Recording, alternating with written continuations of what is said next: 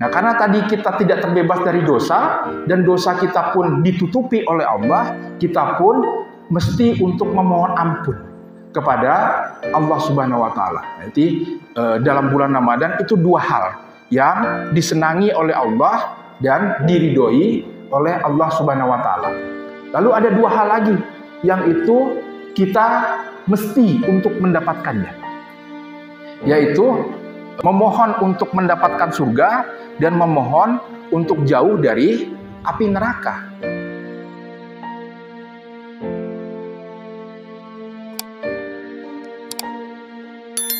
Assalamualaikum warahmatullahi wabarakatuh.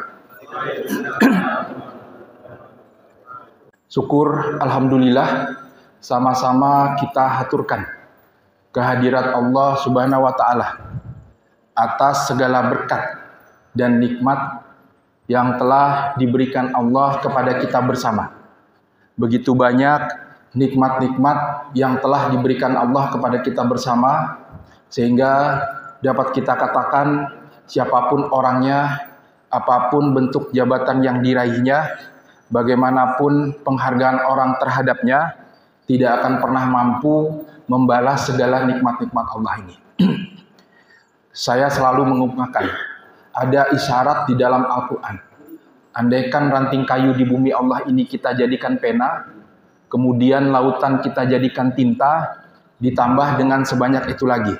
Namun nikmat-nikmat Allah belum selesai kita tuliskan.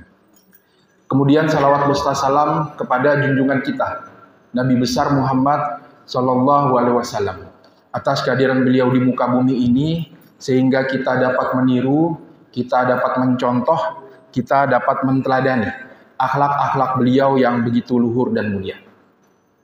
Bapak-bapak yang berbahagia, ayat yang kita bacakan tadi mungkin sudah familiar. Terdapat dalam surat Al-Baqarah 183, di situ disebutkan, ya ayyuhallazina amanu, hai orang-orang yang beriman. Maka perintah puasa pada hakikatnya tidak dituju kepada individu, kepada nama orang per orang, melainkan dituju kepada iman. Imanlah yang menjawab ibadah puasa tersebut. Yang kalau tanpa iman, mungkin orang tidak akan malu untuk tidak berpuasa pada bulan Ramadan. Kemudian tujuan puasa itu takwa. Takwa bisa kita definisikan itu mentaati perintah Allah, kemudian menjauhi larangan daripada Allah Subhanahu wa taala. Itu syariatnya. Jadi syariat dalam puasa adalah menahan, dan yang ditahan itu adalah tidak makan, tidak minum, tidak bergaul suami istri di siang Ramadan. Itu syariat. Kenapa Allah menyuruh manusia itu dalam puasa untuk menahan? Karena menahan itulah yang paling sulit. Menahan itu yang paling sulit. Allah Subhanahu wa taala itu juga menahan. Bayangkan kalau Allah tidak menahan. Ada orang banyak berbuat dosa, tidak ditahan oleh Allah, diberi murka oleh Allah. Bisa berbahaya nanti. Jadi yang paling sulit itu menahan. Nabi Muhammad mengatakan, manusia jika diberikan 2 buah gunung dari emas, pasti dia akan mencari gunung emas yang ketiga. Itu sulitnya menahan. Nabi Adam alaihissalam di surga ibaratnya 99% diizinkan oleh Allah, 1% yang dilarang. Ibaratnya Allah berkata, hai Adam, ambillah seluruh yang ada di dalam surga ini olehmu. 99% kecuali 1, buah khuldi. 99% diizinkan, 1% yang dilarang. Tapi yang 1% pun itu sulit untuk ditahan. Maka itu menahan adalah syariat dalam puasa, dan yang diperintahkan untuk ditahan adalah kebutuhan pokok daripada manusia tersebut. Makan, minum, dan bergaul suami istri di siang Ramadan. Kalau kebutuhan pokok itu sudah mampu untuk ditahan, maka insya Allah kebutuhan-kebutuhan yang lain pun juga mampu untuk ditahan. Bapak-bapak yang berbahagia, tadi kita sebut syariat dalam puasa itu adalah menahan, dan yang ditahan yang kebutuhan pokok tadi. Itu secara syariat. Tetapi secara substansi, hakikatnya puasa itu adalah menteladani sifat-sifat Allah Subhanahu wa taala. Menteladani sifat-sifat Allah Subhanahu wa taala. Allah tidak makan, Allah tidak minum, Allah juga tidak berpasangan. Itu selamanya.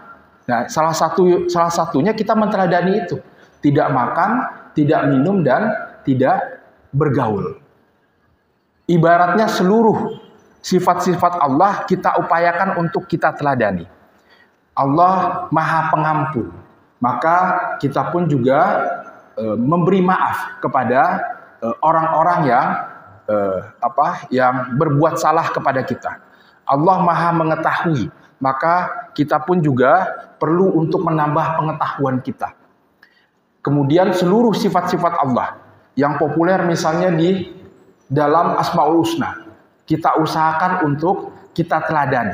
Itu adalah substansi daripada ibadah yang terdapat di dalam bulan Ramadan. Jadi kita secara substansi diminta untuk menteladani sifat-sifat Allah tersebut. Bapak-bapak yang berbahagia, Nabi Muhammad ketika akan memasuki bulan suci Ramadan pernah bersabda, kata Nabi, akan datang bulan Ramadan. Di dalam bulan tersebut terdapat satu keistimewaan yang disebut dengan malam Lailatul Qadar. Malam yang lebih baik daripada 1000 bulan. Maka di dalam bulan tersebut lakukanlah 4 hal, kata Nabi. 2 hal yang pertama itu adalah yang disukai atau yang disenangi oleh Allah. 2 hal yang kedua adalah sesuatu yang kita upayakan semaksimal mungkin untuk memperolehnya. Kasarnya, jangan sampai kita tidak memperolehnya. Apa 4 hal yang disebutkan oleh Nabi tersebut? 2 hal yang pertama, yang disenangi oleh Allah atau yang diridhoi oleh Allah. Yang pertama adalah syahadat. Yang kedua, memohon maghfirahnya, memohon ampunannya. 2 hal yang lain yang jangan sampai kita tidak memperolehnya adalah berdoa untuk memperoleh surganya dan jauh dari nerakanya. Kita coba lihat satu persatu 4 hal yang tadi disebutkan oleh Nabi dalam hadisnya tersebut. Yang pertama adalah syahadat. Kalimat la ilaha illallah adalah kalimat tauhid. Kita diminta oleh Allah untuk selalu memperbaharui iman. Sahabat pernah bertanya, bagaimana caranya ya Nabi untuk memperbaharui iman? Nabi menjawab dengan memperbanyak mengucapkan la ilaha illallah. Tidak ada Tuhan selain Allah. Itu arti daripada syahadat yang biasanya kita yakini atau kita ketahui. Sebenarnya la ilaha illallah ketika diartikan tidak ada Tuhan selain Allah, itu rasanya kurang tepat.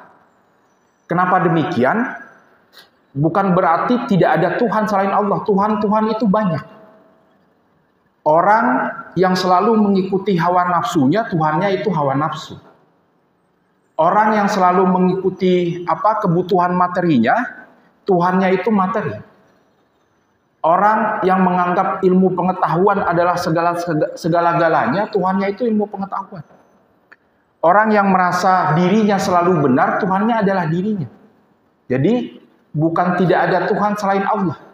Kata ilah di situ itu bermakna Tuhan yang maha pencipta dan pengatur alam semesta. Jadi la ilaha illallah itu tidak ada Tuhan yang maha pencipta dan maha pengatur alam semesta. Itu yang kita yakini.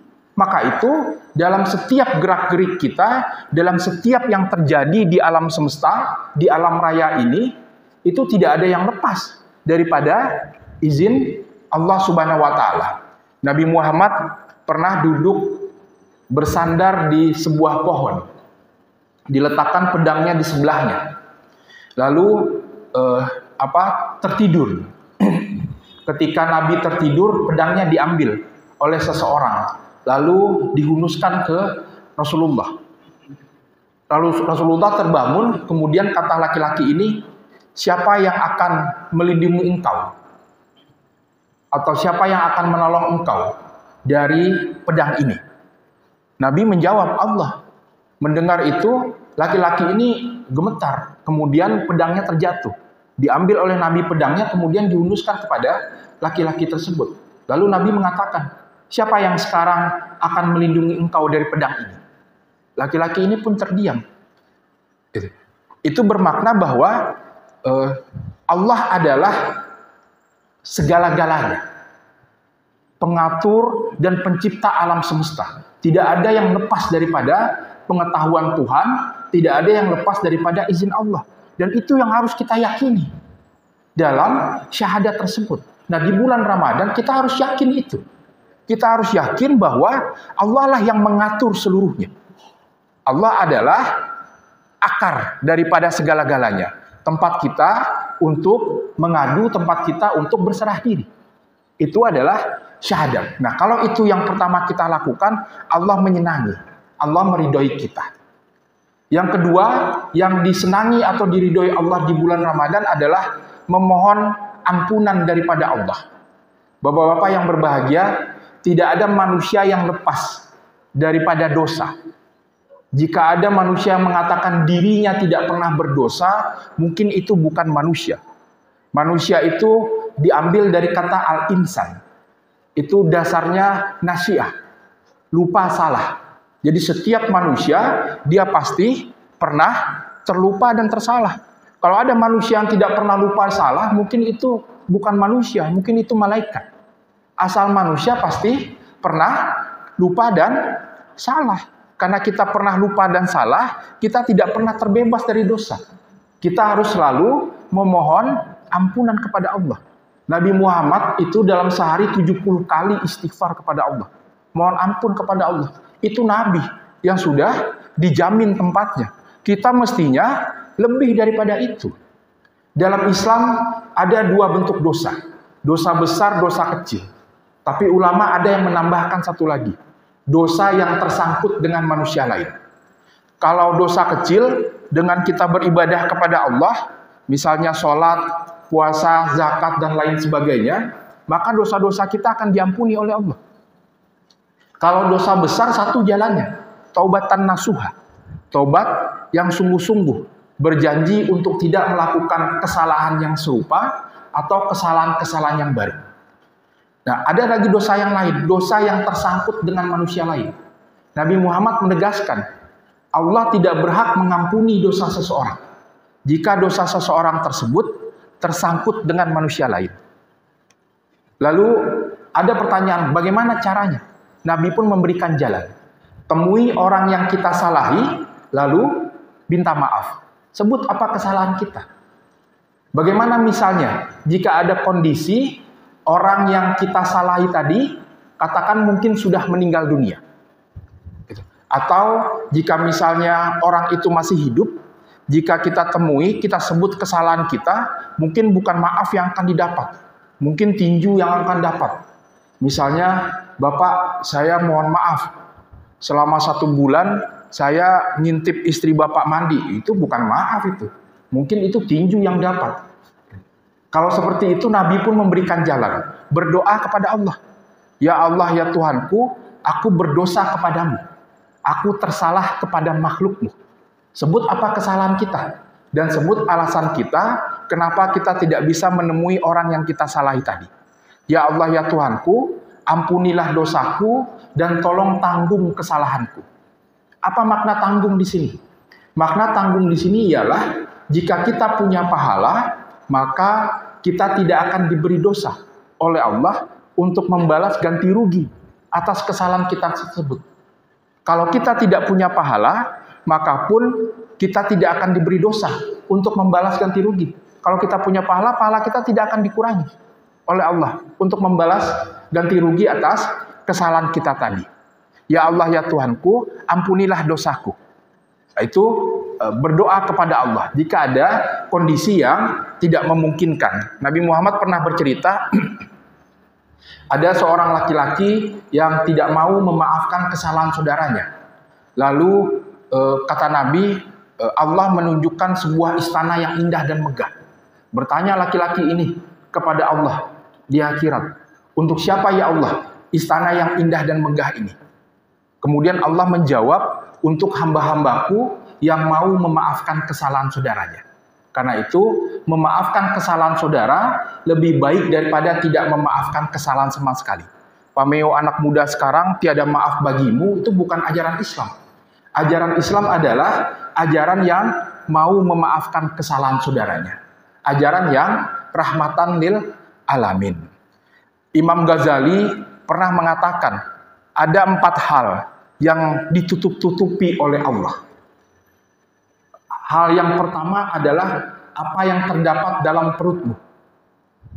Itu kalau misalnya tidak ditutup-tutupi, kalau orang lain tahu, itu mungkin agak terkejut. Yang kedua, apa yang terdapat di dalam hatimu. Itu juga ditutup-tutupi oleh Allah. Kalau kita misalnya punya rahasia, rahasia itu kita sampaikan ke kawan untuk tidak diberitahu, lalu diberitahu oleh kawan kita tadi kepada orang lain, mungkin kita akan malu. Bayangkan kalau misalnya apa yang terdapat dalam hati kita diketahui oleh orang semuanya. Kita akan mendapatkan malu. Maka itu Allah menutupi apa yang terdapat di dalam hati kita. Yang ketiga adalah yang ditutupi oleh Allah apa yang menjadi dosa di kita. Dosa kita itu ditutupi oleh Allah. Bayangkan misalnya jika orang lain tahu semua dosa-dosa yang kita lakukan, mungkin tidak berani kita keluar rumah. Malu kan, mau kemana? Muka ditutupi gitu. Jadi dosa-dosa kita pun ditutupi oleh Allah Subhanahu wa taala. Yang keempat adalah kesedihan. Itu pun juga ditutupi oleh Allah. Kalau misalnya ada orang tua kita meninggal atau pasangan kita yang meninggal, itu ada waktu kesedihan.